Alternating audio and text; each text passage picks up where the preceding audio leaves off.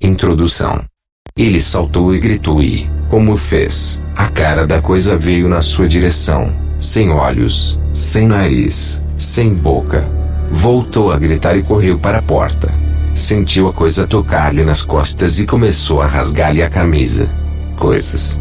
Coisas na noite, coisas na casa, gritos, correr, olhar fixamente. Nestas histórias há coisas que são piores do que os seus piores sonhos. Aranhas negras gigantes que vivem numa árvore. O fantasma terrível que espera do lado de fora de uma janela. Roupas vazias que andam. A estranha mulher magra que se move através da imagem de um homem. O rapaz com as unhas longas e sujas, e um buraco no peito. A mulher que grita do fundo de um lago. E o velho puerto e seco que lê, mas não tem olhos. Aqui estão 9 histórias como nenhuma outra que tenha lido. Montague Rhodes James nasceu em 1862 numa aldeia em Kent, no sul de Inglaterra, onde o seu pai era um vigário. Desde muito jovem, adorava livros antigos e estudou história, a Bíblia, línguas e os livros dos séculos passados na Universidade de Cambridge. Ele estudou, viveu e trabalhou na universidade de 1882 a 1918. Começou a escrever histórias de fantasmas e de horror depois de ler as histórias do escritor irlandês Sheridan Le Fanu. A partir do início da década de 1890, leu uma das suas próprias histórias aos amigos no Natal de cada ano. O seu grande conhecimento da história deu às suas histórias uma quantidade incomum de detalhes e os seus fantasmas parecem mais reais e são mais assustadores do que os de qualquer outro escritor. Montague Rhodes James morreu em 1936. Capítulo 1. A Árvore de Cinzas. Os visitantes de Castringham Hall, em Suffolk, irão encontrá-lo quase inalterado desde os dias em que a nossa história teve lugar. Ainda podem ver a bela casa antiga com seus jardins e lago. No entanto, o que falta é o freixo, que costumava estar de pé, orgulhoso e alto, em frente da casa, com os seus ramos quase a tocar os muros. Esta história começa em 1690 com uma velha mulher estranha e solitária, a senhora Mottersole, que foi considerada culpada de ser uma bruxa. Sr. Matthew Fail, o proprietário de Castringham Hall, descreveu como ela costumava subir para o freixo do lado de fora do seu quarto sempre que havia lua cheia. Ele disse que ela costumava carregar uma faca estranha para cortar partes da árvore e que falava consigo mesma. Uma vez ele seguiu até casa, mas ela desapareceu e quando ele bateu a porta da sua casa, ela desceu as escadas com a sua roupa de noite com um ar sonolento. Ele e os aldeões concordaram que era certo que ela fazia estas coisas por magia e por isso ela foi enforcada. Antes de morrer, ela lutou e gritou, e as suas últimas palavras estranhas foram: haverá convidados no salão. Após o enforcamento, Sr. Matthew sentiu-se desconfortável e culpado, e contou ao seu amigo vigário as suas preocupações. Fez a coisa certa, Sr. Matthew, foram as palavras sábias do vigário. Tenho a certeza que ela era uma mulher perigosa. Sr. Matthew sentiu-se mais feliz. Nessa noite, Sr. Matthew e o vigário foram dar um passeio nos jardins de Castringham Hall. Era a noite da lua cheia. Quando regressavam a casa, Sr. Matthew apontou para a freixeira com grande surpresa. Que tipo de animal é aquele a correr pelo freixo? Parece muito estranho. O vigário só viu o animal em movimento por um momento, mas pensou que ele tinha mais de 4 patas. Ele abanou a cabeça. Eu devia estar cansado, pensou ele para si próprio. Afinal, que animal tem mais de 4 patas? Não disse nada a Sr. Matthew, mas apenas lhe desejou boa noite. Na manhã seguinte, os criados de Sr. Matthew ficaram surpreendidos por não o encontrarem lá embaixo à sua hora habitual das 6 horas. Quando passaram as 7 horas e depois as 8 horas, começaram a suspeitar que algo estava terrivelmente errado e foram para o seu quarto. A porta estava trancada. Depois de baterem várias vezes e ainda sem resposta de dentro, arrombaram a porta e entraram, para descobrir que os seus receios estavam certos. O corpo de Sr. Matthew deitou-se na cama, morto e completamente negro. Não havia feridas ou outras marcas nele e tudo no quarto parecia como de costume, exceto que a janela estava aberta de par em par. Os seus criados suspeitavam inicialmente de veneno, mas o médico que foi chamado não encontrou tal e não poderia oferecer qualquer explicação real para a morte de Sr. Mateus. Quando ouviu a notícia, o vigário correu para Castringham Hall, e, enquanto esperava a opinião do médico, olhou para a Bíblia de Sir Matthew, que estava deitada numa mesa junto ao leito do morto. Abriu o livro e as primeiras palavras que leu foram do livro de Lucas, capítulo 8. Cortai foram as palavras que leu. Os criados trancaram o quarto de Sir Matthew nesse dia e este permaneceu fechado durante os 40 anos seguintes. Nessa altura, Sr. Richard Veal, neto de Sir Mateus, estava a viver em Castringham Hall. Ele gostava de gastar dinheiro, especialmente na reconstrução de partes do salão. Decidiu também aumentar a igreja local para que a sua família pudesse ter um belo novo lugar na nova parte da igreja. A fim de completar esta obra de construção, algumas das sepulturas no cemitério tiveram de ser mudadas. Uma das sepulturas foi a da senhora Mottersole, a velha bruxa que começou esta história. Os aldeões estavam entusiasmados com a abertura da sua sepultura e uma multidão veio assistir. No entanto, eles e os trabalhadores ficaram surpreendidos ao encontrarem a sepultura completamente vazia, sem corpo, sem ossos, sem pó. Por esta altura, Sir Richard começou a dormir muito mal. O vento fez o seu fogo fumegar e as cortinas moveram-se e, porque o seu quarto estava virado para leste, o sol acordou de manhã cedo. Uma manhã pediu ao seu criado que o ajudasse a escolher um quarto melhor e fez uma visita guiada à casa, encontrando algo de errado em cada quarto. Cada um estava demasiado frio e muito barulhento ou estava virado para a direção errada. Finalmente, viu-se a porta do antigo quarto do seu avô. O seu criado tentou persuadi-lo a não entrar. É um mau quarto, senhor. Dizem que coisas terríveis aconteceram ali, e ninguém abriu a porta desde a morte do seu avô. Além disso, a árvore de cinzas está mesmo fora da janela e isso é sempre azar, senhor. Mas Sr. Richard não estava a ouvir. Ele destrancou a porta e entrou diretamente. Vê? Nada de anormal aqui dentro, James. Disse ele e abriu a janela. Ao fazê-lo, notou a altura e a escuridão da árvore de cinzas. Os seus ramos pareciam estar a tentar chegar à sala. Mas ele não disse nada. Naquele momento, um estranho tocou a campainha na porta da entrada do salão. O criado trouxe-o para o quarto, onde Sir Richard estava de pé, olhando à sua volta para os velhos quadros e livros antigos. Devo pedir desculpa por interrompê-lo, Sir Richard, disse o estranho, mas por favor permita-me que me apresente. O meu nome é William Crome. O meu avô foi o vigário aqui no tempo do seu avô. Tenho alguns papéis para vos entregar. Prazer em conhecê-lo, disse o Sr. Richard.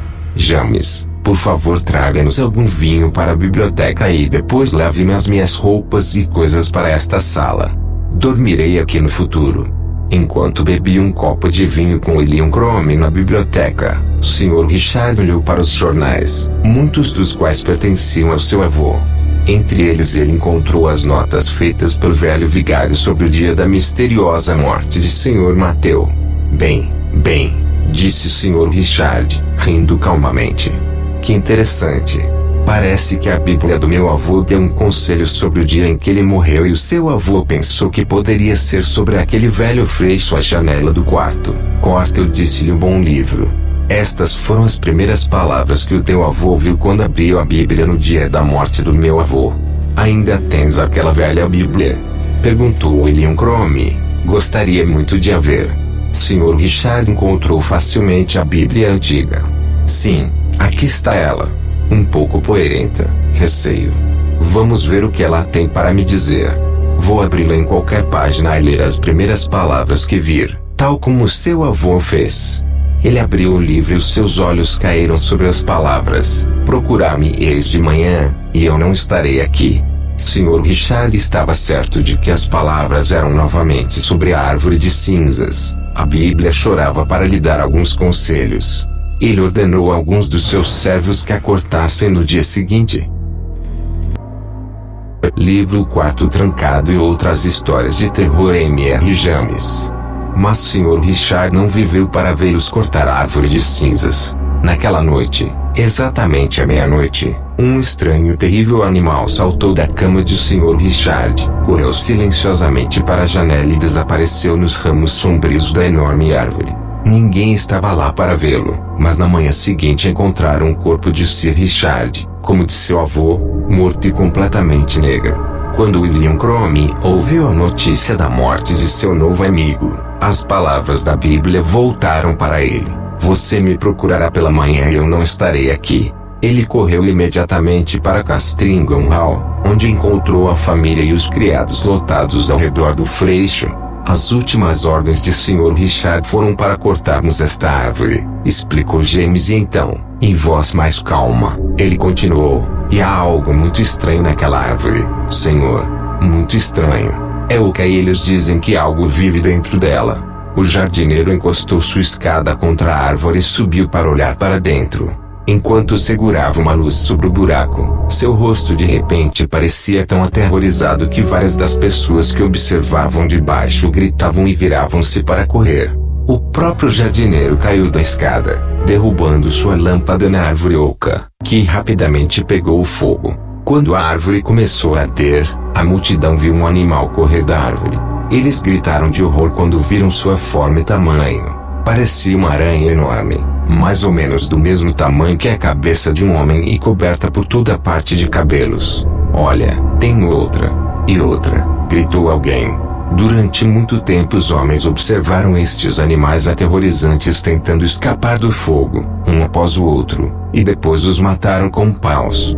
Finalmente, o fogo se apagou e William Crome, o criado James e alguns dos mais corajosos foram olhar para dentro da árvore escurecida.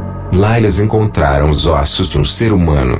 Os médicos que examinaram depois disseram que era o corpo de uma mulher que morreu por volta de 1690. No ano em que a velha senhora Mottersole foi enforcada. Capítulo 2. Uma história de escola. Dois homens, John e Edgar, estavam jantando juntos uma noite quando começou uma conversa sobre o assunto de dias de escola. Um deles, John, contou a seguinte estranha história: "Quando fui para a escola em setembro de 1870, imediatamente me tornei amigo de um garoto escocês chamado MacLeod. Era uma escola grande e os professores mudavam com bastante frequência. Em um período, um novo professor chamado Sampson veio ensinar na escola. Ele nos ensinou latim. Ele era alto e pálido com uma barba preta e era popular entre os meninos porque costumava nos contar tudo sobre suas viagens a diferentes países. Ele sempre levava uma velha moeda de ouro no bolso, que ele encontrou em uma viagem à Turquia, e um dia ele nos deixou olhar esta moeda de perto. De um lado estava a cabeça de um rei, não sei qual, e do outro lado estavam as letras GWS, pelo nome de Sampson, e a data de 24 de julho de 1865. Gostamos das aulas de Sampson porque ele muitas vezes nos pediu para inventar frases próprias, em vez de sempre fazer os exercícios chatos do livro de gramática. Um dia, ele nos pediu sentenças usando a palavra lembrar em latim. Todos nós escrevemos nossas frases da maneira habitual, e Sampson veio corrigir cada um de nós. Meu amigo MacLeod parecia estar tendo alguma dificuldade em pensar em uma frase quando o sino foi para o intervalo. Eu vi escrever algo muito rapidamente, pouco antes de Sampson chegar até ele. Então a sentença de MacLeod foi a última que o Sampson corrigiu naquele dia. Esperei fora da sala de aula pelo que parecia muito tempo antes que meu amigo finalmente saísse. Achei que ele estava em apuros por ter cometido um erro. Quando ele saiu, ele parecia pensativo. O que aconteceu? O velho Sampson estava com raiva? Perguntei eu. Não. Minha sentença estava bem. Eu acho que sim. Eu escrevi memento putei inter quatro ortachos, disse MacLeod. Bem, o que tudo isso significa? Perguntei. Essa é a coisa engraçada, explicou ele. Eu realmente não sei, você vê. Eu não conseguia pensar em nada para escrever até pouco antes de Sampson chegar até mim. Então essas palavras vieram do nada e, era muito estranho, eu podia ver uma espécie de imagem disso na minha cabeça. Acho que significa lembre-se do poço entre as quatro árvores. Quando Sampson o leu, ficou calado por um longo tempo. Então começou a me fazer perguntas sobre minha família e de onde eu vim. Então ele me deixou ir. Logo esquecemos a lição e a estranha frase de McLeod, porque no dia seguinte McLeod adoeceu com um resfriado e não veio à escola por uma semana. Nada aconteceu por cerca de um mês, até um dia em que estávamos, novamente, escrevendo sentenças em latim para Sampson. Desta vez tivemos que escrevê-las em pedaços de papel e dar a ele para correção. Ele começou a olhar através delas, mas quando chegou a um pedaço de papel ele ficou branco e gritou, parecendo muito assustado. Ele se levantou e saiu correndo da sala de aula e nós nos sentamos ali por um longo tempo, pensando no que fazer. Finalmente, levantei-me para dar uma olhada nos papéis e a primeira coisa que notei foi que o de cima estava em tinta vermelha. Nossa escola nunca nos permitiu usar tinta vermelha, era contra as regras. A frase no papel dizia: se tu não vienes a mim, ego venho a ti, que significa: se você não vier até mim, eu virei até você. Todos os meninos olharam para ele e todos prometeram que a sentença não era deles. Para verificar, contei os pedaços de papel. Havia 17 deles. Mas havia apenas 16 meninos na classe. De onde veio este papel? Ninguém podia dizer. Coloquei-o em meu bolso e só naquela tarde é que o tirei novamente. Estava completamente branco, sem nenhum sinal da escrita vermelha em nenhum lugar. Sei que era o mesmo pedaço de papel porque ainda conseguia ver minhas marcas de dedos nele. De qualquer forma, Sampson acabou voltando ao fim dessa lição e nos disse que poderíamos ir. Ele olhou os papéis um a um, e provavelmente pensou que era a sua imaginação que estava pregando partidas. Ele parecia pálido e preocupado. No dia seguinte, Sampson estava novamente na escola e parecia bastante normal. Mas foi naquela noite que a terceira coisa estranha aconteceu. Era por volta da meia-noite quando acordei e de repente alguém estava gritando comigo. Foi McLeod, que dividiu meu quarto. Ele parecia aterrorizado. Rápido, disse. Acho que um ladrão está tentando entrar no quarto de Sampson. Corri para a janela, mas não consegui ver nada. De alguma forma, porém, senti que algo estava errado lá fora e nós dois esperávamos, observando de perto. Diga exatamente o que você viu ou ouviu. Eu sussurrei. Eu não ouvi nada, mas uns 5 minutos antes de acordá-lo, eu me encontrei aqui na janela, sussurrou McLeod de volta. Havia um homem de aspecto terrível parado do lado de fora da janela de Sampson. Ele era muito alto e muito magro. Ele realmente não parecia ser uma pessoa viva. Parecia mais um fantasma. Ele parecia estar fazendo um sinal para que Sampson fosse com ele. Foi tudo o que eu vi antes de acordá-lo. Nós esperamos muito tempo, observando, mas não vimos mais nada naquela noite. Tudo estava calmo lá fora. Acordamos sentindo-nos cansados e estranhos pela manhã. Mas, durante o dia, a notícia foi dada de que ninguém conseguia encontrar Sampson em lugar algum, e ele não veio para nossa aula de latim naquele dia. Na verdade, nunca mais ouvimos Sampson novamente. De alguma forma, McLeod e eu sabíamos que deveríamos ficar calados sobre o que ele tinha visto naquela noite e nunca dissemos a ninguém. É uma boa história, John, disse Edgar, ouvindo seu amigo enquanto ele terminava seu vinho. Uma muito boa. Mas agora eu realmente devo estar a caminho de casa. Espero não encontrar nenhum homem estranho e magro no caminho. Os dois homens riram, apertaram as mãos e seguiram seus caminhos diferentes. Foi cerca de um ano depois que Edgar, o ouvinte da história de John, viajou para a Irlanda para visitar outro amigo que vivia em um velho casa de campo lá. Uma noite, seu anfitrião estava procurando em uma caixa cheia de várias coisas antigas por uma chave que ele queria. De repente, ele tirou um pequeno objeto da caixa e o segurou. Deu uma olhada nisso, Edgar. O que você acha que é? Perguntou ele. Era uma velha moeda de ouro com a cabeça de um rei na frente. Edgar olhou com atenção.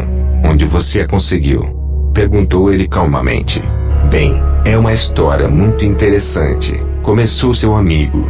Há 1 ou 2 anos atrás estávamos trabalhando naquela área do jardim ali no canto. Você consegue ver? Entre as 4 árvores. Bem no meio das árvores, encontramos um velho poço e, no fundo dele, Você nunca adivinhará o que encontramos. Sim, eu adivinharei. Era um corpo, por acaso?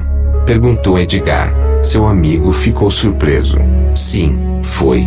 Na verdade, encontramos dois corpos. Um deles tinha os braços bem apertados ao redor do outro. Eles provavelmente estiveram lá por 30 anos ou mais. De qualquer forma, nós os tiramos para fora e no bolso de um deles encontramos esta velha moeda. Da Turquia ou de algum lugar, pelo aspecto dela. Ela também tem algo na parte de trás. Você consegue ver o que ela diz? Sim, acho que posso, disse Edgar. Parece ser as letras GWS e a data de 24 de julho de 1865. Capítulo 3. As cortinas. O maior amor do Senhor James Denton na vida foram os livros, sobretudo os antigos. Sua coleção crescia a cada ano, mas ele vivia na casa de sua tia, e ela não ficava muito feliz com isso. O Sr. Denton estava em Londres um dia para comprar móveis para a nova casa que ele e sua tia estavam construindo, e ele estava a caminho de uma loja para escolher as cortinas. Seu caminho levou, por acaso, a passar por uma das melhores livrarias de Londres, e ele não conseguiu parar de entrar, apenas para dar uma olhada rápida, como ele mesmo disse. Ele estava apenas andando pela loja, olhando todos os diferentes livros, quando notou uma pequena coleção de livros por parte da Inglaterra de onde ele veio, Warwick City. Ele passou a meia hora seguinte olhando através destes e finalmente decidiu comprar um que realmente o interessava, chamado O Diário do Sr. Pointer, 1710. Ele pagou pelo livro e então, olhando para seu relógio, percebeu que tinha muito pouco tempo antes de seu trem de volta para Warwick City partir, e teve que correr para a estação. Ele acabou de pegar o trem. Naquela noite, sua tia o questionou sobre sua viagem a Londres e estava muito interessada em saber sobre os móveis que chegariam em breve. Seu sobrinho descreveu tudo em detalhes, mas mesmo assim ela não ficou satisfeita. E quanto às cortinas, James? Perguntou ela. Você foi para... De repente, James se lembrou. Oh querido, disse ele, descar é a única coisa que eu perdi. Eu sinto muito. Sabe, eu estava a caminho quando, por acaso, estava lá. Eu passei por Robbins. Não Robbins a livraria, espero, gritou a tia dele. Não me diga que você comprou mais livros antigos horríveis, James. Bem, apenas um, disse ele, sentindo-se um pouco culpado. E é um muito interessante, um diário de alguém que costumava viver não muito longe daqui. Mas ele podia ver que a sua tia não estava realmente ouvindo. Não se pode ir a Londres novamente antes da próxima quinta-feira, dizia ela, e realmente, James, até decidirmos sobre as cortinas, não há nada que possamos fazer. Por sorte, ela decidiu ir para a cama logo depois disso. James foi deixado sozinho com seu novo livro, que leu até as primeiras horas da manhã. Ele achou muito interessante este diário, com suas histórias do cotidiano em Duxtone, muito interessante. O dia seguinte era domingo. Depois da igreja, James e sua tia sentaram-se juntos na sala de estar. Este é o velho livro que fez você esquecer minhas cortinas? Perguntou sua tia, pegando o livro. Bem, não parece muito bom. O Diário do Sr. Pointer. Mas ela abriu o livro e olhou para algumas páginas. De repente, para surpresa dele, ela começou a mostrar algum interesse. Olhe para isto, James, disse ela. Não é lindo? Era um pequeno pedaço de papel, preso a uma das páginas do diário. Nele estava um belo desenho, feito de linhas curvas, que de alguma forma chamava a atenção. Bem, por que não o copiamos para as cortinas se você gosta tanto? Sugeriu ele, esperando que ela o perdoasse por sua má memória do dia anterior em Londres. Sua tia concordou e no dia seguinte, James levou o pedaço de papel para uma empresa na cidade mais próxima, que concordou em copiá-lo e transformá-lo em cortinas. Cerca de um mês depois, James foi chamado para inspecionar o trabalho e ficou extremamente satisfeito com o resultado. Foi um trabalho difícil? Perguntou ele ao gerente. Não muito difícil, senhor. Mas, para dizer a verdade, O artista que fez o trabalho estava muito infeliz com isso. Ele disse que havia algo ruim no desenho. Senhor James foi atencioso, mas mesmo assim ele escolheu as cores para as cortinas e depois voltou para casa. Algumas semanas depois, as cortinas estavam prontas e um homem veio pendurá-las em vários cômodos da nova casa, um dos quais era o quarto de James. Naquela noite ele descobriu que não podia parar de olhar para elas e, embora fosse uma noite calma, ele estava quase certo de que as cortinas estavam se movendo e que alguém estava observando por trás delas. Ele disse a si mesmo que isso era impossível e que não devia ser tão estúpido.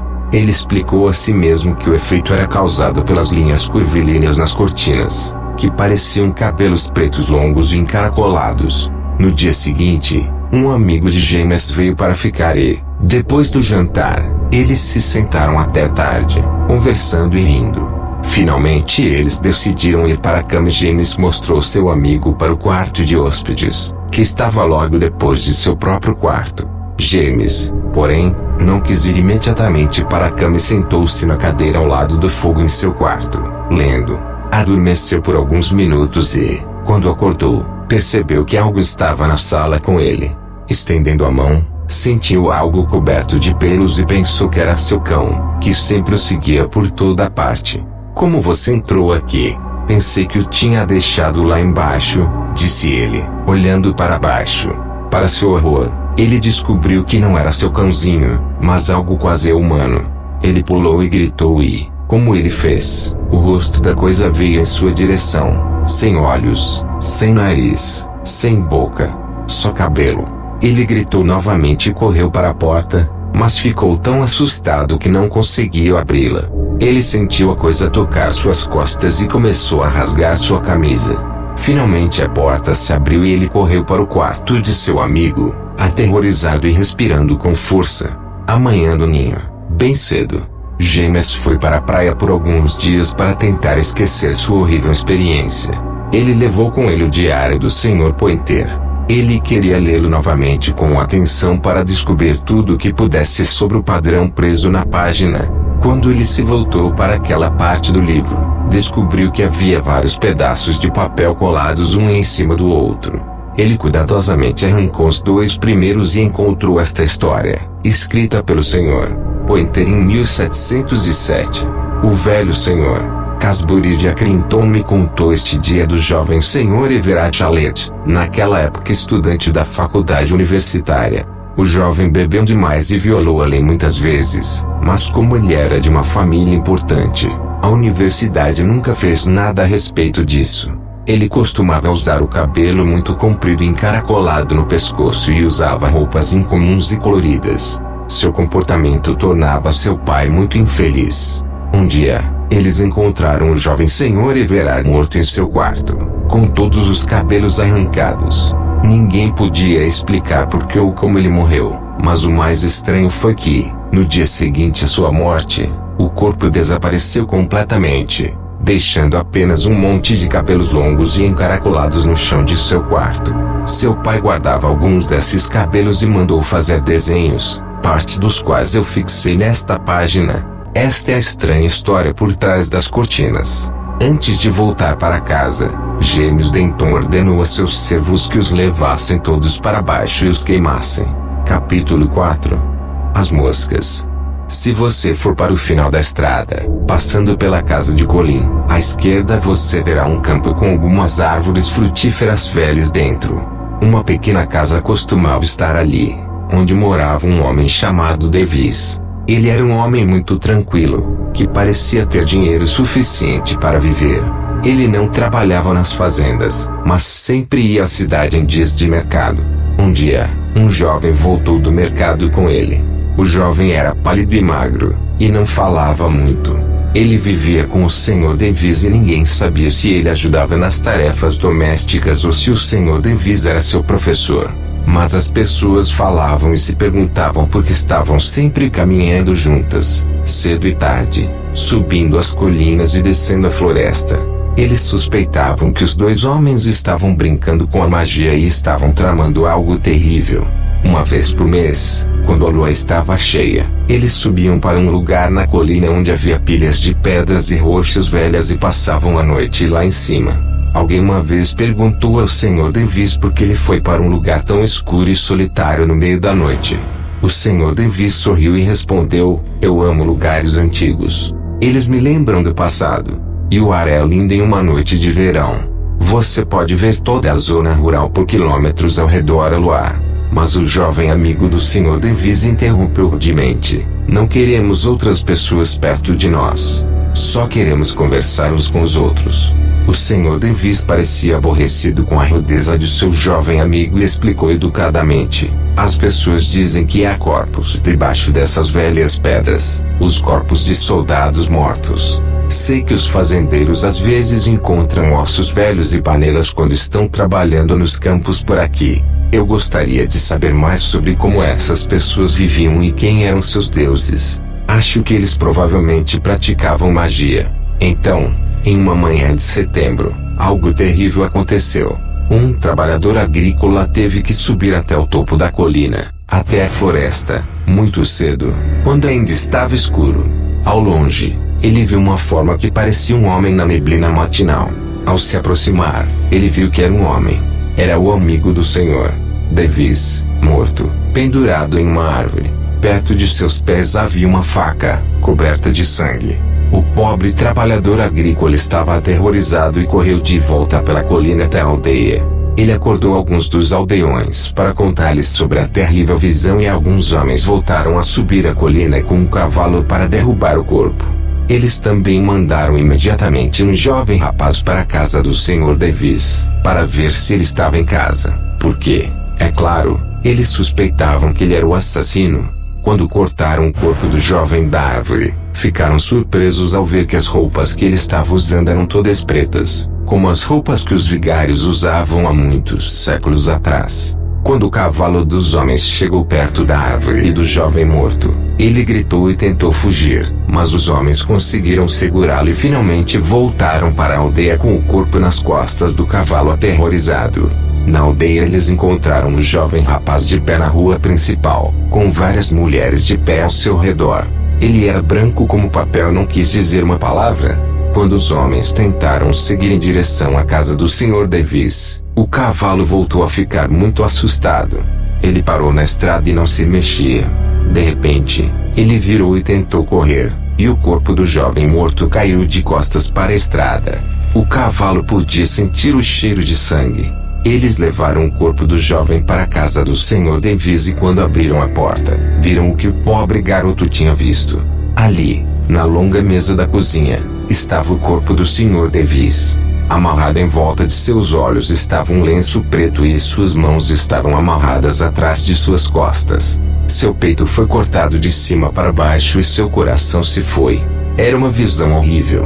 Os homens correram para fora para tomar ar fresco. O cheiro da morte naquela sala era tão terrível. Mais tarde, eles colocaram o corpo do jovem ao lado do Sr. Davis e eles olharam cuidadosamente ao redor da casa. Porque estes dois homens estavam mortos. Como eles morreram? Em um dos armários, eles encontraram uma pequena garrafa verde de remédio forte, frequentemente usada para colocar as pessoas para dormir. Acho que aquele jovem deu ao Sr. Davis algumas dessas coisas para colocá-lo para dormir, sugeriu um homem, olhando para a garrafa, e depois o matou. Só Deus sabe por quê. Talvez ele precisasse do coração de Davis para sua magia. Mais tarde, talvez, ele lamentou ter assassinado seu amigo e subiu a colina e se matou. Bem, os aldeões decidiram que os dois homens mortos não podiam ficar no cemitério perto da igreja. Eles nunca vieram à igreja e não acreditavam em Deus, disseram. Eles acreditavam em coisas não naturais, em magia. Assim, 12 homens cobriram os dois corpos de preto e os levaram para um lugar fora da aldeia. Lá eles cavaram um grande buraco, jogaram os corpos dentro dele e os cobriram com pedras. As pessoas dizem que os cavalos não gostam de se aproximar daquele lugar ainda hoje, e há lá um tipo estranho de luz. Um dia, algum tempo depois, algumas pessoas caminhando ao longo da estrada encontraram uma poça de sangue através dela. No sangue, havia moscas negras gordas, alimentando-se. Um homem foi buscar água e eles lavaram o sangue, mas as moscas voaram para o ar como uma nuvem escura, e voaram em direção à casa do Sr. Davis. Os aldeões decidiram que ninguém mais deveria viver naquela casa, então atearam fogo nela. A casa ardeu completamente, mas durante muito tempo as pessoas disseram que frequentemente viam o Sr. Davis e o jovem, de pé à noite quando a lua estava cheia, na estrada perto da casa queimada na colina. Somente as moscas vivem lá agora. Talvez sejam apenas as moscas que sabem porque aqueles dois homens brincavam com a magia e porque morriam da mesma forma que eles. Capítulo 5 Salão trancado. De ratos. Aconteceu em Suffolk, perto da costa. Há lá uma casa alta, vermelha, construída em cerca de 1770, talvez. Tem um pequeno e desarrumado jardim atrás dele e das janelas da frente pode-se ver o mar. Árvores altas e escuras ficam ao redor desta casa solitária. Perto da porta da frente, há uma placa que mostra que esta já foi uma casa pública, onde os viajantes podiam parar para comer e dormir. Num belo dia de primavera, um jovem estudante da Universidade de Cambridge, chamado Thomson, chegou a esta casa. Ele queria passar algum tempo em um lugar tranquilo e agradável, onde pudesse ler e estudar. Ninguém mais estava hospedado lá na época e o senhor e a senhora Bates, que administravam a casa, o receberam e o fizeram sentir-se muito confortável. Eles lhe deram um quarto grande no primeiro andar com uma boa vista da janela. Ele passava seus dias muito tranquilo e calmo. Todas as manhãs ele trabalhava, caminhava pelo campo à tarde, e geralmente tomava uma bebida com alguns dos habitantes locais no bar à noite antes de ir para a cama. Ele ficava muito feliz em continuar sua vida assim por tanto tempo quanto possível. Ele planejava ficar por um mês inteiro. Uma tarde, Thomson caminhou por um caminho diferente do habitual e, ao longe, viu um grande objeto branco. Ele caminhou em direção a ela e descobriu que era uma grande pedra quadrada com um buraco quadrado no meio. Ele examinou a pedra, depois olhou para a vista por um momento, o mar, as igrejas ao longe, as janelas de uma ou duas casas brilhando aqui e ali ao sol, e continuou sua caminhada. Naquela noite, no bar, ele perguntou por que a pedra branca estava ali. Está lá há muito tempo, desde antes de qualquer um de nós nascer. De fato, disse o Sr. Bates. As pessoas costumavam dizer que trazia azar, que tinha azar para a pesca, disse outro homem. Por quê? Perguntou Thomson, mas as pessoas no bar ficaram em silêncio e claramente não queriam mais falar sobre a pedra. Thomson ficou intrigado. Alguns dias mais tarde, ele decidiu ficar em casa para estudar à tarde. Ele não tinha vontade de sair para um passeio, mas por volta das 3 horas ele precisava de uma pausa. Ele decidiu passar 5 minutos olhando para os outros quartos em seu andar da casa. Ele estava interessado em saber como eles eram. Ele se levantou e saiu silenciosamente de seu quarto, para dentro do corredor. Ninguém mais estava em casa. Provavelmente todos eles estão no mercado hoje, pensou ele. A casa estava quieta e silenciosa, exceto pelas moscas. O sol estava brilhando e estava muito quente. Ele entrou nos 3 quartos perto de seu próprio quarto, cada um deles era bonito e limpo. Então ele tentou a porta do quarto do sudoeste, mas descobriu que estava trancada. Isto fez Thomson querer saber por que estava trancada e o que estava dentro dela, e ele pegou as chaves de todas as outras portas do andar para tentar abri-la. Ele finalmente conseguiu. A porta se abriu. Ele entrou e olhou à sua volta. A sala tinha 2 janelas olhando para sul e oeste, por isso estava muito brilhante e quente. Não havia tapetes e nem quadros, apenas uma cama, sozinha no canto. Não era um quarto muito interessante, mas de repente, Thomson virou-se e saiu correndo do quarto, fechando a porta atrás dele ruidosamente. Alguém estava ali, na cama. Ele quase gritou. Havia cobertas sobre o corpo inteiro na cama, mas não estava morto, porque se movia. Ele não estava sonhando, Thomson sabia. Afinal de contas, este era o meio de um dia brilhante e ensolarado. Ele não sabia o que fazer. Primeiro, claro, ele tinha que trancar a porta novamente. Mas, antes de fazer isso, ele escutava. Tudo estava em silêncio dentro da sala. Ele colocou a chave dentro da fechadura e a transformou o mais silenciosamente que pôde, mas ele ainda fazia algum barulho. De repente, ele parou, alguém estava caminhando em direção à porta. Ele se virou e correu pelo corredor até seu quarto, fechou a porta e a trancou atrás dele o mais rápido que pôde. Ele esperou e ouviu. Talvez esta pessoa possa atravessar portas e paredes. Sussurrou para si mesmo. Nada aconteceu. E agora? Pensou ele.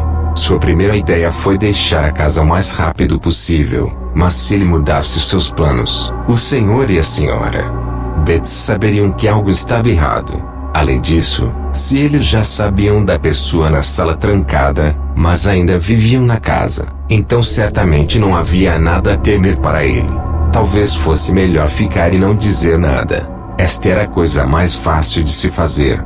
Thomson ficou lá por mais uma semana e, embora nunca mais tenha se aproximado da porta, muitas vezes parou no corredor e ouviu, mas só havia silêncio. Ele não perguntou a ninguém na aldeia sobre o quarto trancado porque estava com muito medo, mas perto do final da semana ele começou a pensar cada vez mais sobre a pessoa no quarto trancado e ele acabou decidindo descobrir mais antes de sair. Ele fez um plano. Ele sairia no trem das 4 horas no dia seguinte e, enquanto o cavalo esperava lá fora com suas malas, ele subiria e daria uma última e rápida olhada no quarto. Isto foi o que aconteceu. Ele pagou ao Sr. Betts, colocou as malas no cavalo, agradeceu a senhora Betts e disse, vou dar uma última olhada lá em cima para ter certeza de que tenho todas as minhas coisas. Ele então subiu as escadas e abriu a porta do quarto o mais silenciosamente possível. Ele quase riu. Não é uma pessoa de verdade. Que tolice a minha. É apenas uma pilha de roupas velhas, pensou ele. Ele se virou para ir, mas de repente algo se moveu atrás dele.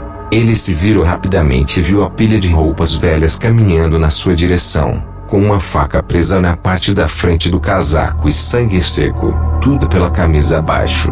Ele abriu a porta e saiu correndo para fora da sala e desceu as escadas. Então ele caiu e tudo ficou preto. Quando ele abriu os olhos, o Sr. Betts estava em cima dele com uma bebida forte em um copo. Ele parecia aborrecido. Não deveria ter feito isso, Sr. Thomson. Foi uma coisa estúpida de se fazer depois de termos sido tão bons com você. Porque o senhor queria olhar naquela sala. Ninguém mais vai querer ficar nesta casa se você contar às pessoas o que viu, disse ele. Sinto muito. Eu só queria saber, só isso, disse Thomson. Eu não direi a ninguém, prometo. Então, antes de ele partir, o senhor e a senhora Betts disseram a ele o que sabiam. As pessoas dizem que um cavaleiro rico viveu aqui há muito tempo.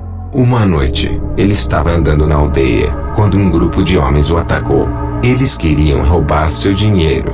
Eles o seguraram naquela pedra grande e branca que você viu quando estava andando no outro dia e o mataram com uma faca. Depois jogaram seu corpo no mar. Mais tarde, algumas pessoas da aldeia afastaram a pedra da aldeia e disseram que os peixes ao longo desta parte da costa não chegariam nem perto dela. Os pescadores não estavam pescando nada. Está vendo? As pessoas que moravam nesta casa antes de nós nos disseram para trancarmos aquele quarto, mas para deixarmos a cama dentro dele. Porque o fantasma do cavaleiro talvez quisesse voltar e dormir na casa novamente. Você é a primeira pessoa a vê-lo desde que estamos aqui. Ele nunca foi um problema para nós. Mas, por favor, não diga a ninguém, repetiram. Não queremos que as pessoas falem de fantasmas nesta casa. Por muitos anos, Thomson não disse uma palavra a ninguém sobre o que aconteceu na casa dos Betts em Suffolk, e eu só conheço sua história porque, anos depois, quando ele veio para ficar com minha família, eu fui a pessoa que mostrou para o quarto dele. Quando chegamos à porta do quarto, ele a abriu bem alto e parou do lado de fora. Ele ficou ali por um minuto e inspecionou cuidadosamente cada canto do quarto antes de entrar. Então ele lembrou que eu estava ali parado e disse, desculpe, minha querida, mas algo muito estranho aconteceu comigo uma vez. E ele me contou a história que acabei de contar para você. Capítulo 6.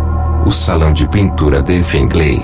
O Sr. S. Williams era um colecionador de quadros, e seu interesse especial eram os quadros de antigas casas de campo inglesas, igrejas inglesas e cidades do interior. Um dia, ele recebeu uma lista de preços da loja do Sr. Bettinal, onde ele comprava frequentemente quadros. Com a lista estava uma nota do próprio Sr. Bettinal, dizendo que ele achava que a pintura número 978 poderia interessar ao Sr. Williams. Embora o preço parecesse bastante alto, a descrição do número 978 fez com que o Sr. Williams gostasse de vê-lo. Ele decidiu encomendá-la de imediato. O quadro chegou alguns dias depois e o Sr. Williams rasgou o papel, sentindo-se bastante animado. O que ele encontrou foi um quadro comum de uma grande casa de campo do século anterior. A casa tinha 3 fileiras de janelas, havia árvores altas em ambos os lados e um jardim na frente. As letras AWF estavam em um canto do quadro, provavelmente pelo nome do artista. No verso do quadro havia um pedaço de papel, rasgado ao meio, com as palavras em inglês secos nele. Ele não podia ver nada de muito especial no quadro e não podia entender por que o Sr. Bettinal achava que iria gostar ou por que o preço era tão alto. Ele decidiu enviá-la de volta para a loja no dia seguinte. Naquela noite, um bom amigo, John Garwood, veio à casa de Williams e notou o quadro. Um novo, Williams, eu gosto muito. A luz é muito boa e eu gosto muito desta pessoa na frente, disse ele. Uma pessoa, disse Williams, aproximando-se. Ah, sim, assim é. Eu não tinha notado isso antes. Somente a cabeça da pessoa podia ser vista. Era impossível dizer ser um homem ou uma mulher, mas estava debaixo das árvores escuras de um lado da imagem, olhando para a casa. E suponho que a luz seja bastante boa. Williams continuou. No entanto, eu ainda sinto que é um pouco caro. Eu ia mandá-lo de volta amanhã. Logo depois, os 2 homens saíram para jantar com alguns de seus amigos da universidade e mais tarde Williams convidou alguns deles de volta à sua casa para uma bebida. Um deles, que também estava interessado em arte, notou o novo quadro. Muito interessante, disse ele. Mas você não acha isso bastante horrível, Williams? A luz é boa, mas aquela pessoa em frente à casa é bastante assustadora. Williams estava muito ocupado servindo bebidas para olhar para o quadro naquele momento, mas mais tarde, a caminho da cama, ele olhou para ele novamente e ficou surpreso ao ver que a pessoa no quadro estava agora bem na frente da casa, não para um lado debaixo das árvores. A pessoa parecia estar de joelhos e de mãos dadas, movendo-se em direção à casa. Ele ou ela parecia extremamente magro e estava vestido todo de preto, exceto por uma cruz branca nas costas. Estou ficando louco? Perguntou Williams a si mesmo. Ele decidiu trancar o quadro em um armário, mas não quis ir direto para a cama. Vou anotar tudo o que aconteceu com o quadro desde que ele chegou aqui. Então pela manhã não vou pensar que tudo isso é um sonho, pensou ele para si mesmo. E foi isso que ele fez. Ele achou muito difícil dormir naquela noite, e na manhã seguinte decidiu pedir a outro amigo, Nisbet, que viesse ver o quadro. Quero que você me diga exatamente o que vê no quadro, em detalhes, disse ele a Nisbet, mostrando-lhe o quadro. Explicarei por que depois. Bem, eu posso ver uma casa de campo, inglesa, eu acho, ao luar. Começou Nisbet. A luz da lua. Interrompeu Williams. Você tem certeza? Não havia lua lá quando eu a recebi pela primeira vez. Nisbet olhou para seu amigo de forma estranha. Devo continuar? A casa tem 1, 2, 3 filas de janelas. Mas, e as pessoas? Interrompeu Williams novamente. Ninguém, disse Nisbet. Mas de que se trata tudo isso? Williams? Explicarei em um momento, respondeu Williams. Você pode ver mais alguma coisa? Ponto de interrogação. Bem, deixe-me ver. O único outro detalhe interessante é que uma das janelas do térreo está aberta, disse Nisbet. Meu Deus! Gritou Williams. Agora está dentro da casa. Ele correu, através da sala para ver por si mesmo. Com certeza, a descrição de Nisbet estava correta. Williams foi até a sua mesa e escreveu rapidamente por 1 minuto ou 2. Depois ele trouxe 2 pedaços de papel para Nisbet. O primeiro foi uma descrição do quadro como estava naquele momento, que Nisbet assinou. A segunda foi a descrição do quadro feita por Williams na noite anterior, que Nisbet leu mas não acreditou. Esta é a coisa mais estranha que eu já ouvi, disse Nisbet. A primeira coisa que devemos fazer é tirar uma fotografia do quadro antes que ele mude novamente. Depois devemos tentar descobrir onde fica este lugar na Inglaterra. Sinto que há algo estranho e terrível acontecendo lá. Sim, e também quero pedir a John Garwood para escrever uma descrição do que ele viu quando olhou para o quadro ontem à noite. Só podemos ver a pessoa então, debaixo das árvores deste lado da casa, disse Williams, apontando para um dos lados do quadro. John Garwood veio imediatamente e, enquanto escrevia sua descrição, Nisbet fotografou o quadro. Então os três amigos decidiram ir dar uma volta. Talvez isso nos ajude a pensar mais claramente, disse Nisbet. Eles voltaram à casa de Williams por volta das 5 horas da tarde e ficaram surpresos ao encontrar o criado de Williams, Robert, sentado e olhando para o quadro. Quando os três homens entraram, ele saltou de vergonha para os seus pés. Devo pedir desculpas por sentar-me em sua cadeira, disse ele a Williams. Mas eu não consegui parar de olhar para esta foto. Por favor, não se desculpe, Robert. O que você acha do quadro? Estou interessado em ouvir sua opinião, disse Williams. Bem, senhor, não é o tipo de quadro que eu deixaria a minha jovem filha olhar.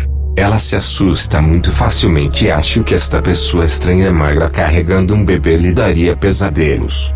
Os três homens não disseram nada. Eles esperaram que Robert fosse embora. Tão logo a porta se fechou, eles correram para o quadro. Robert estava certo.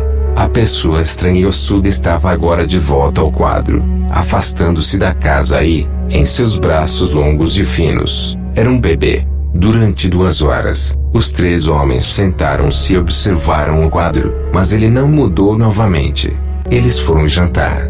Depois do jantar, eles voltaram novamente. Agora a pessoa já tinha ido embora e a casa parecia calma e tranquila novamente ao luar.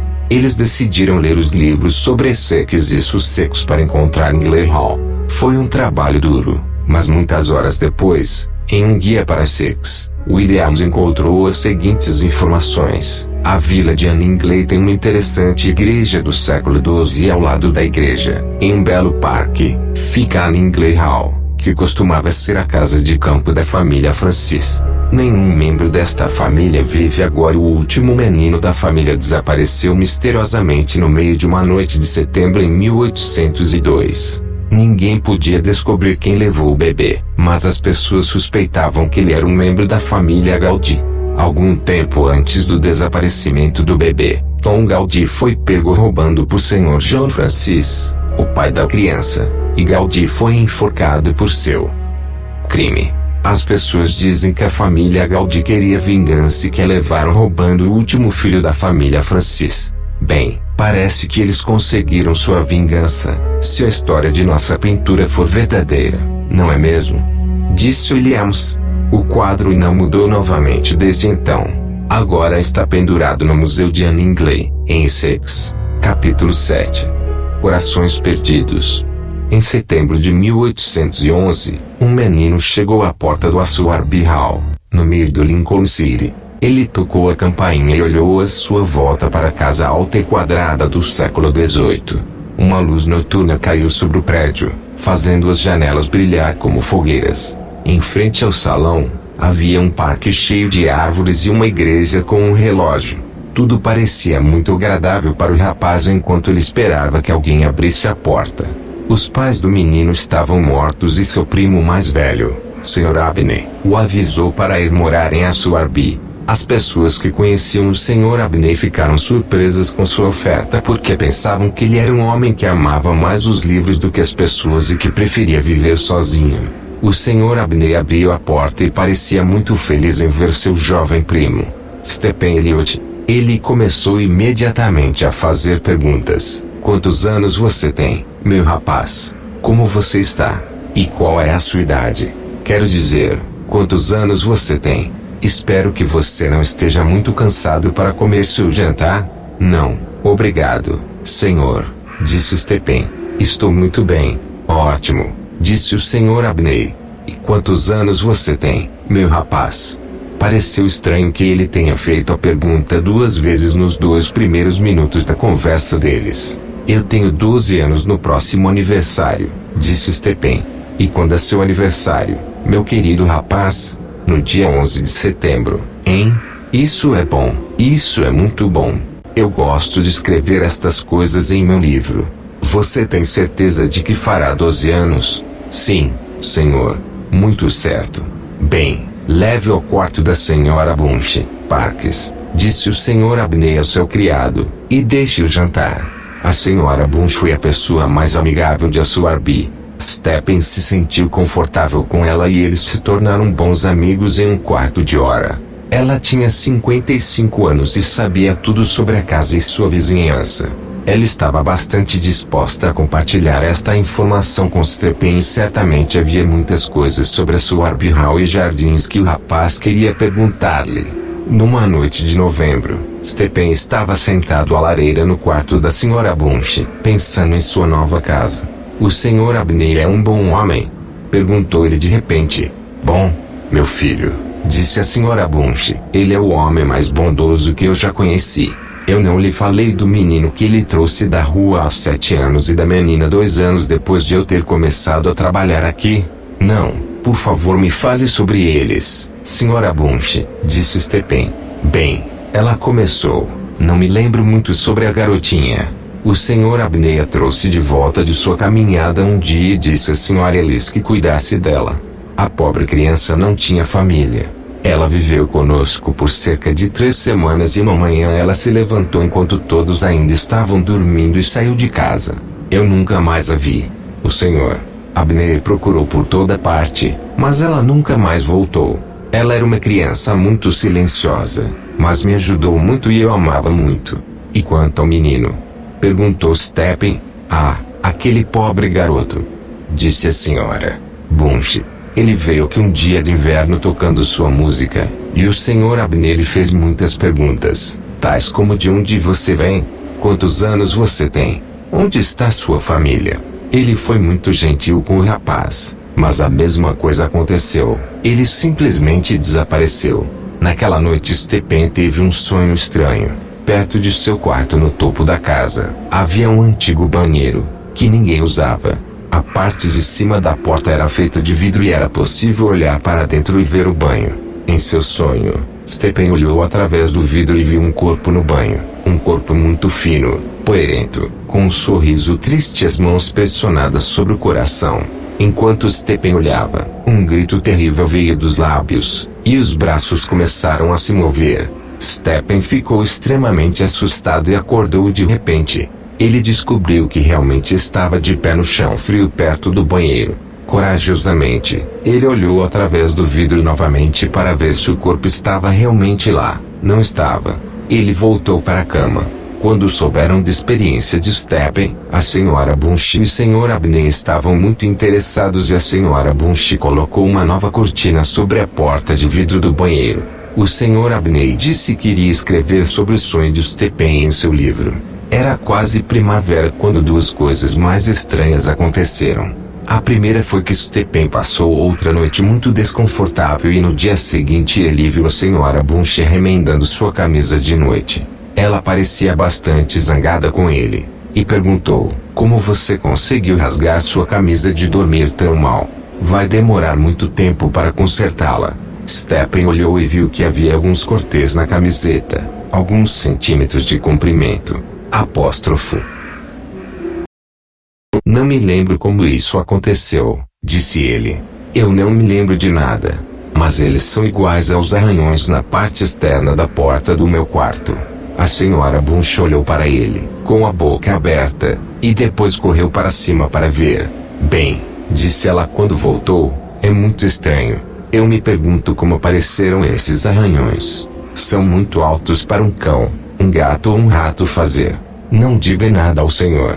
Abney, mas lembre-se de trancar sua porta quando for para a cama esta noite. Oh, eu sempre faço, respondeu Stephen. Na noite seguinte, a segunda coisa estranha aconteceu. O Sr. Parks, O criado visitou Stephen e a senhora Bunch no quarto do grupo. Ele não vinha com frequência para vê-los. Quando ele entrava, a princípio ele não percebia que Stephen estava lá. Ele parecia muito nervoso e inquieto. O Sr. Abney terá que tomar seu próprio vinho se ele quiser uma bebida à noite, disse ele. Se eu não puder descer e beber durante o dia, não irei de forma alguma.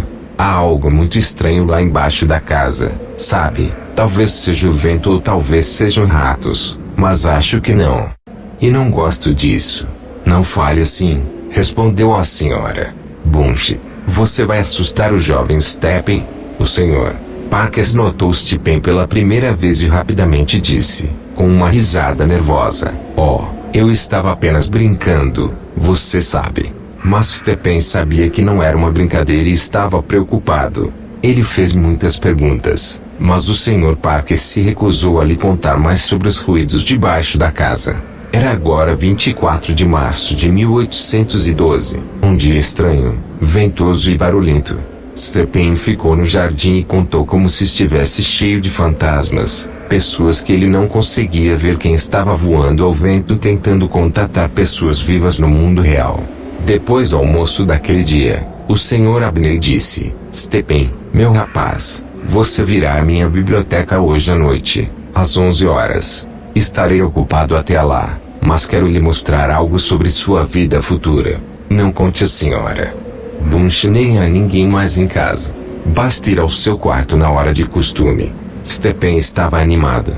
Ele podia sentar-se até às 11 horas. Ele olhou para a porta da biblioteca quando estava subindo naquela noite e viu sobre a mesa um copo de prata cheio de vinho tinto e um velho pedaço de papel com palavras. Por volta das 10 horas, Stephen estava de pé na janela aberta de seu quarto, olhando para o campo à noite. O vento não estava tão forte agora e havia uma lua cheia. De repente, ele ouviu alguns gritos estranhos. Talvez alguém perdido na noite, pensou ele. Ou aves aquáticas descendo no lago do parque. Os ruídos cresceram mais alto e se aproximaram da casa. Então eles pararam. Mas quando Stephen estava prestes a fechar sua janela e continuar lendo seu livro, ele viu duas crianças de pé lá fora sob as árvores escuras, um menino e uma menina. Eles ficaram juntos, olhando para sua janela. A menina lembrou da menina em seus sonhos sobre o banho, e a visão do menino fez sentir medo. A menina estava sorrindo, segurando suas mãos sobre o coração. O menino, com seus cabelos pretos desarrumados e roupas velhas, esticou as mãos indefesas na sua frente. Suas unhas estavam muito compridas e sujas. Enquanto o rapaz estava ali de braços estendidos, Stephen de repente viu algo que fez seus cabelos ficarem em pé. Ele não podia acreditar em seus olhos. Ali, do lado esquerdo do peito do garoto, havia um grande buraco negro. Novamente Stephen ouviu os terríveis e tristes gritos das crianças, depois elas desapareceram. Embora estivesse muito assustado, Stephen decidiu ir à biblioteca do Sr. Abney. Eram agora quase 11 horas. Ele andou muito rápido pela casa velha e escura, quieto a esta hora da noite, com todos os criados na cama.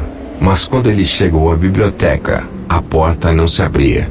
Não estava trancada e a chave estava do lado de fora. Mas quando ele bateu, não havia resposta. Ele escutou atentamente e ouviu o Sr. Abney falando. Não, gritando. Mas por quê? Talvez ele também pudesse ver as crianças estranhas. Então, de repente, tudo ficou quieto e a porta da biblioteca se abriu sozinha. O Sr. Abney estava em sua cadeira, sua cabeça jogada para trás e seus olhos bem abertos, com um olhar de terrível medo e dor no rosto. No lado esquerdo de seu peito havia um grande buraco e Stephen podia ver seu coração.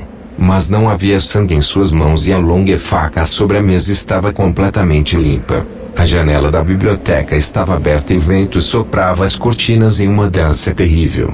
Um livro antigo estava aberto sobre a mesa e isto foi o que Stephen leu. Milhares de anos atrás, as pessoas descobriram que se podia controlar o mundo, voar, desaparecer ou se tornar alguém ou alguma outra coisa.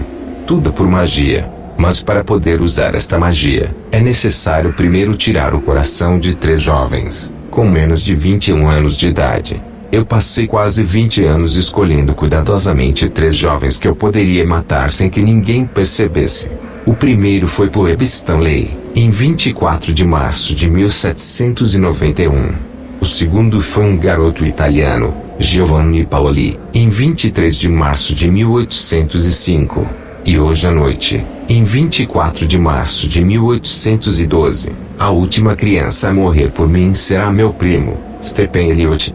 Ninguém jamais encontrará os corpos dessas crianças. Escondi os 2 primeiros na minha adega, debaixo do chão, e farei o mesmo com a terceira criança esta noite. Os fantasmas destas crianças podem voltar, dizem nos livros, chorando horrivelmente. Eles podem tentar tirar o coração do homem que as matou, mas isto não vai acontecer comigo, tenho certeza. Stephen terminou de ler e olhou para o corpo de seu primo idoso. Silenciosamente, ele saiu da sala e fechou a porta. Por muitos anos as pessoas se perguntavam sobre a morte do Sr. Abney. Deve ter sido um gato selvagem que entrou pela janela aberta e matou o pobre homem, disseram eles. Mas Stephen sabia a verdade. Capítulo 8. Lago Martins. Eu estava matando com um bom amigo meu no país ocidental. Cheguei na sexta-feira à noite e meu amigo estava interessado em me mostrar o vilarejo no sábado de manhã. Vou levá-lo e mostrar-lhe tudo. Depois quero que você conheça um amigo meu, Jônio. Ele tem cerca de 70 anos e conhece toda a história do vilarejo. E certifique-se de perguntar-lhe sobre o Lago Martins. Por quê? É um bom lugar para pescar? Eu perguntei. Ele riu. Bem, não. Agora não tem água. Mas deixe o velho Jolly contar a história. Tenho certeza de que você vai gostar, disse meu amigo. No dia seguinte, após um passeio pela vila, fomos à casa do velho Jônio para tomar chá. Convencemos o velho homem a nos contar a história do lago. Era o Natal de 1683 e um jovem cavalheiro, George Martin, voltou da Universidade de Cambridge para a aldeia. Ele era um jovem popular e costumava cavalgar longas distâncias para visitar seus amigos na vizinhança. Uma noite estava nevando muito, então, em vez de cavalgar até sua casa fora do vilarejo, ele decidiu ficar no pequeno hotel aqui. Como era Natal, havia música e dança no hotel e todos os jovens homens e mulheres estavam dançando juntos, exceto um. Seu nome era Anne Clark, e ela trabalhava no hotel. Ela era uma jovem inocente, não muito inteligente. Na verdade, as pessoas riam dela nas suas costas e, claro, nenhum dos jovens queria dançar com ela. Mas George Martin, o jovem cavalheiro, teve pena dele e a convidou para dançar. A banda estava tocando uma velha canção chamada Senhora, você vai andar, você vai falar comigo? Todos viram como a pobre garota estava feliz por ter alguém com quem dançar. O rosto dela se iluminou com um sorriso. Depois daquela noite, o jovem cavalheiro vinha todas as semanas ao hotel. Quando chegou em seu cavalo, ele costumava cantar aquela canção e Anne Clark se apressava para conhecê-lo assim que ela ouvia. Os dois iam frequentemente passear juntos à beira do lago e algumas pessoas dizem que os viram se beijando. Isto continuou por alguns meses até que os pais de George Martin encontraram uma esposa para ele. Ela era uma jovem bonita, rica e de uma família muito boa. Todos disseram o quanto George Martin foi sortudo, mas depois tudo deu errado. A jovem ouviu falar de Anne Clark e ficou furiosa porque um cavalheiro como ele andou por aí com uma moça comum do campo. Ela se recusou a se casar com ele. Ele, é claro, lamentou ter conhecido Anne e estava muito zangado por perder uma jovem esposa tão bela. As pessoas dizem que, da próxima vez que ele viu Anne, discutiram e ele bateu nela. Uma semana depois, eles foram vistos juntos novamente. Ele disse algumas palavras para ela e depois foi embora. Dizem que ela parecia muito feliz durante todo aquele dia, mas, não muito tempo depois, ela desapareceu completamente. Ninguém conseguia encontrá-la em lugar algum. Algumas semanas depois, George Martin entrou novamente no hotel. Entrou no bar e pediu uma bebida. Uma jovem mulher chamada Sarah, uma amiga de Anne Clark, o serviu. Você está procurando por Anne, senhor? Perguntou ela. Porque ninguém a vê há semanas. Ele respondeu com raiva que, não, Ele não estava procurando por ela e sentou-se sozinho, bebendo sua cerveja. Sarah começou a lavar alguns copos e, sem pensar, começou a cantar a canção: Senhora, você vai andar, você vai falar comigo? O rosto do jovem cavalheiro ficou pálido e ele disse a ela para parar de cantar imediatamente. Ela parou imediatamente, é claro, mas de repente, ela ouviu a voz de Anne do lado de fora da porta, continuando a canção. É a seguinte, é Anne. Ela está de volta. Sarah chorou e correu em direção à porta. Pare! Gritou George Martin, mas era tarde demais. A porta se abriu, um vento forte e frio soprou todas as lâmpadas, deixando a sala completamente escura. Sarah ouviu alguém andar pelo chão, e a porta do armário grande se abriu e fechou. Quando acendeu as lâmpadas novamente, ela viu algo que parecia o fundo do vestido de uma mulher preso debaixo da porta do armário. Sarah ficou assustada e pediu a um dos homens do bar que abrisse o armário. Quando o homem puxou a porta do armário, George Martin gritou e saiu correndo do bar para a rua. Do armário saiu uma pequena forma humana, vestida com roupas que pareciam molhadas. Ninguém viu seu rosto, mas todos sentiram um vento gelado ao passar pela barra e entrar na escuridão lá fora. A próxima pessoa a ver George Martin foi um jovem garoto, que estava voltando da pesca no lago para casa. Ele disse que viu o jovem cavalheiro correndo em direção à água, parecendo muito assustado. Ele quebrou um galho de uma árvore e começou a se sentir ao redor na água com ele. Depois de alguns minutos, o galho bateu em alguma coisa e um estranho som como um grito veio das profundezas do lago. George Martin cobriu seus carros com as mãos e começou a gritar também. Como ele fez, um menino viu uma forma humana sair da água e expulsou o jovem cavalheiro para as árvores. O garoto correu e chamou a polícia. Eles encontraram o corpo de Anne Clark no fundo do lago e debaixo de uma árvore estava a faca de George Martin, coberta de sangue. Ele era culpado de assassinato, claro, e o enforcaram 5 semanas depois. Depois disso, todos o conheceram como Lago de Martin, embora agora esteja seco. E, você sabe, disse o velho John Neal, que mesmo agora ninguém vai cantar essa canção nesta aldeia. As pessoas dizem que é azarada. Capítulo 9. Os dois primos. Numa tarde de outono, um homem idoso entrou numa biblioteca, mostrando um cartão com seu nome, Sr. John Eldred, e perguntou se poderia pedir emprestado um livro. O nome do livro que eu quero é o Tratado Midot, é o número 11.334, creio eu, disse ele. Mas eu não conheço de modo algum esta biblioteca. Alguém poderia ir encontrá-la para mim? Um jovem que trabalhava lá, o Sr. Garrett, estava de passagem e respondeu: claro, irei procurá-la para o senhor imediatamente. O Sr. Eldred sentou-se em uma cadeira perto da porta para esperar. Quando o Sr. Garrett voltou, ele teve que pedir desculpas por não ter encontrado o livro. Sinto muito, Sr. Eldred, mas alguém já pediu emprestado aquele gancho. Você tem certeza? Respondeu o Sr. Eldred. Sim, senhor, disse Garrett, mas se você esperar um momento, provavelmente encontrará o homem que o levou quando ele saiu da biblioteca. Eu não vi muito bem, mas acho que era um homem idoso, bastante baixo, usando um casaco preto. Está tudo bem, disse o Sr. Eldred. Não vou esperar agora. Obrigado. Eu tenho que ir. Mas eu voltarei amanhã e talvez você possa descobrir quem tem o livro. Claro, respondeu Garrett, e Eldred deixou a biblioteca rapidamente.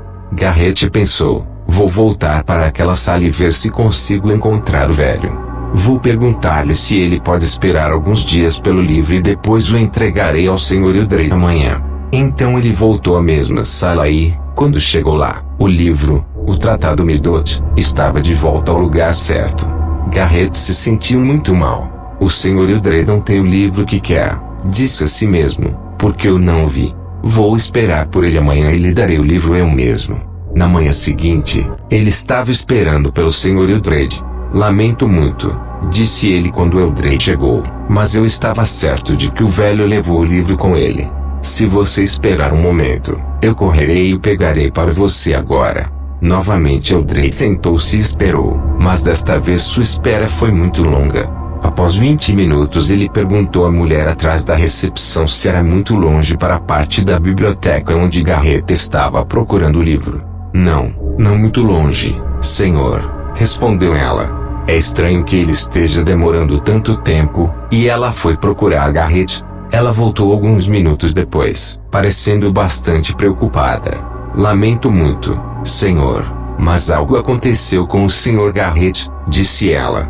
Ele ficou doente de repente enquanto procurava seu livro e nós tivemos que mandá-lo para casa. O Sr. Eldred ficou surpreso, mas respondeu educadamente. Lamento muito que o Sr. Garrett tenha ficado doente enquanto tentava me ajudar. Eu gostaria muito de ir até a casa dele para perguntar como ele está. Você poderia me dar o endereço dele? A mulher lhe deu o endereço e, antes de ele sair, Eldred lhe fez uma última pergunta. Você viu um homem idoso de casaco preto, saindo da biblioteca logo depois que eu estive aqui ontem à tarde? Não vi, respondeu a mulher. Havia apenas 2 ou 3 outros homens aqui ontem à tarde e todos eles eram bastante jovens, eu acho. O Sr. Eldred partiu então para a casa do Sr. Garrett. Ele o encontrou em uma cadeira perto da lareira, parecendo pálido e doente. Lamento muito por todos os problemas que lhe causei, disse Garrett. Não se preocupe com isso, disse Eldred. Mas o que aconteceu naquela sala? Você caiu? Você viu alguma coisa? Bem, sim, eu caí e foi porque vi algo, respondeu Garrett. Foi exatamente quando entrei na sala onde guardamos aquele livro que você quer. Não, disse Eldred apressadamente. Não me diga agora. Você vai ficar doente novamente. Mas eu gostaria de dizer a alguém, respondeu Garrett. Agora não, meu jovem, agora não, disse Eldred, levantando-se rapidamente. Tenho medo de ter que ir agora. E ele se dirigiu para a porta. Garrett lhe deu o número exato do livro, o Tratado Midot, para que pudesse ir à biblioteca e encontrá-lo ele mesmo no dia seguinte. Mas Eldred não apareceu novamente na biblioteca. Garrett teve outro visitante mais tarde naquele dia, George Arley, que trabalhou com ele. George disse, tenho certeza de que há algo estranho acontecendo na biblioteca. Quando o encontramos no chão, havia um cheiro terrível e forte naquela sala. Não pode ser bom para as pessoas trabalharem com um cheiro assim. Garrett respondeu, esse cheiro nem sempre está lá. Só notei isso durante os últimos dias. E não foi o cheiro que me deixou doente. Foi algo que eu vi. Deixe-me contar a você sobre isso. Entrei naquela sala esta manhã para pegar um livro para um homem que estava esperando lá embaixo, um Sr. Eldred. Na tarde anterior, vi um homem pequeno e velho de preto tirar o mesmo livro, mas quando olhei novamente o livro estava lá, de volta em seu lugar. Então, esta manhã, voltei para buscá-lo para o Sr. Eldred, mas o mesmo velho de preto estava lá novamente. Olhei mais de perto para ele desta vez e vi que sua pele estava seca, marrom e empoeirada. Ele não tinha nenhum cabelo. Horrível. Ele era horrível, realmente feio. Ele estava lendo um livro perto daquele que eu queria e quando ele se virou eu vi seu rosto. E ele não tinha olhos. Foi um choque terrível. De repente, tudo parecia ficar negro dentro do meu ouvido e eu caí. Não posso lhe dizer mais nada. Antes de Garrett voltar ao trabalho, seu chefe na biblioteca lhe disse para tirar uma semana de folga, ir a algum lugar e tomar ar fresco, para tentar esquecer sua experiência. Então ele foi para a estação, carregando sua bagagem, e esperou por um trem para Brunstone-on-Sea. Quando o trem chegou, apenas um vagão parecia ter algum lugar nele, mas enquanto ele andava covardemente, a cabeça do velho sem olhos apareceu de repente novamente na janela do trem. Garrett sentiu-se doente. Ele correu para o carro seguinte e saltou para dentro dele assim que o trem começou a andar. A próxima coisa que ele soube foi que uma mulher e sua filha estavam gentilmente ajudando-o a sentar-se. Eles pareciam bastante preocupados com ele. A senhora Simpson e sua filha também estavam viajando para Brunstone-on-Sea. Eles tinham um apartamento lá e durante a viagem convidaram Garrett para ficar com eles. Eles logo se tornaram amigos e passaram muito tempo juntos. Na terceira noite de sua estadia, quando Garrett lhes falava de seu trabalho na biblioteca, A filha sugeriu que Garrett poderia ajudá-los com um problema que eles tinham. Sim, disse sua mãe. Contaremos ao Sr. Garrett nossa história e talvez ele seja capaz de nos ajudar. Vou certamente tentar, respondeu Garrett. Bem, começou a senhora Simpson. Eu tinha um velho tio chamado Dr. Hunt, e quando ele morreu ele deixou instruções para colocarmos seu corpo em uma sala subterrânea especial debaixo de um campo perto de sua casa, e para que ele usasse suas roupas comuns. Desde então, muitas pessoas do campo dizem que o viram com seu velho casaco preto.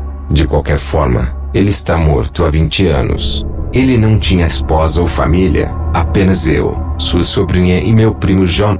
Ele tinha muito dinheiro e uma casa grande. John e eu esperávamos receber metade de cada um quando ele morresse. Mas no dia anterior à sua morte, eu estava sentado perto de sua cama quando ele de repente abriu os olhos e disse: Maria, eu deixei tudo para João em meu testamento. Você sabe. Você não receberá nada quando eu morrer.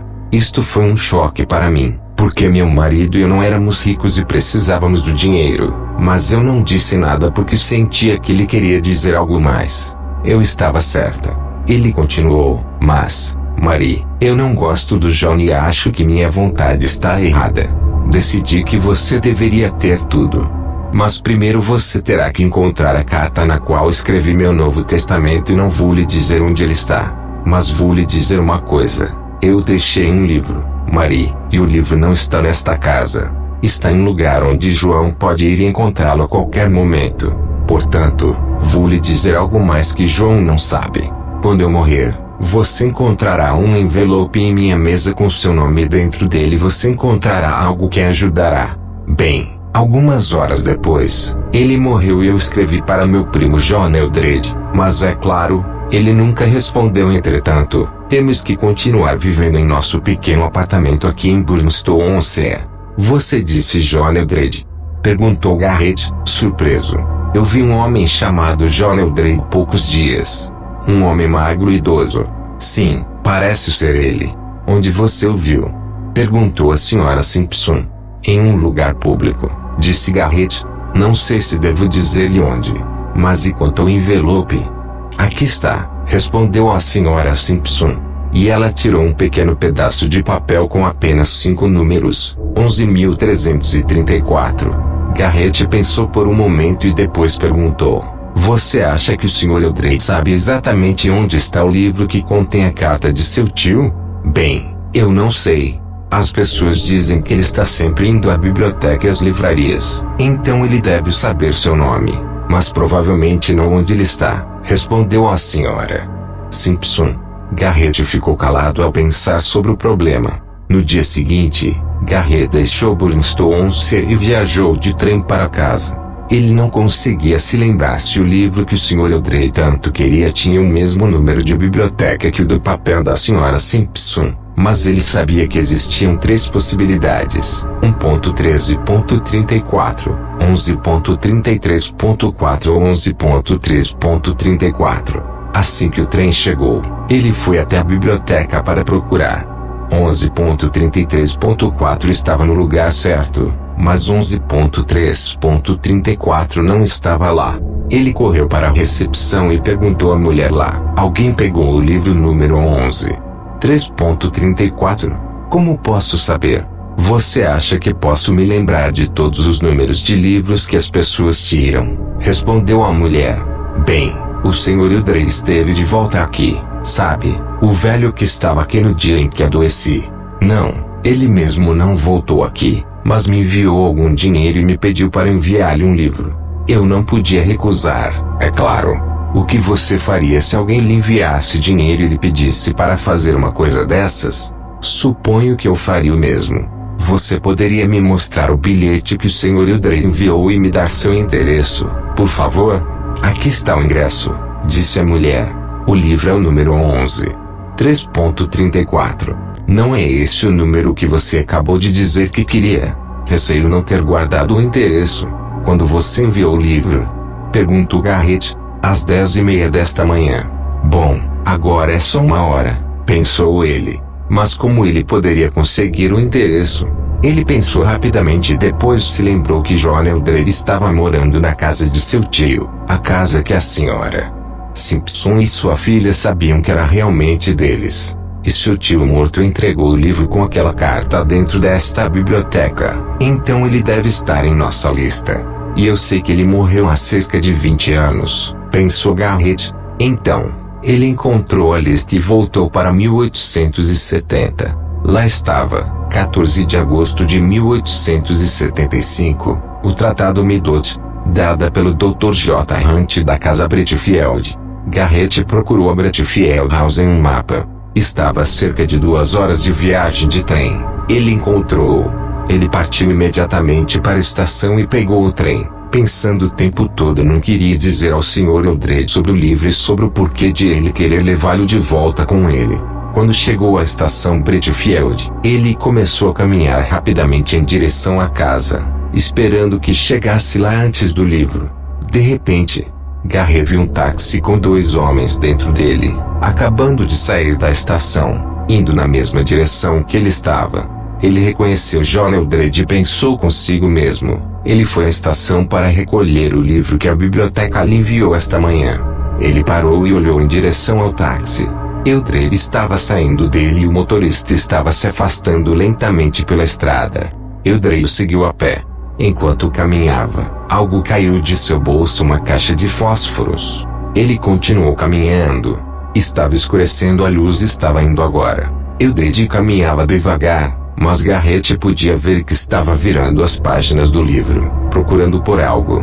Ele então parou e sentiu em todos os bolsos. Ele parecia irritado quando descobriu que a caixa de fósforos não estava lá. Ele estava prestes a rasgar uma página do livro quando, de repente, algo pequeno e escuro fugiu de trás de uma árvore.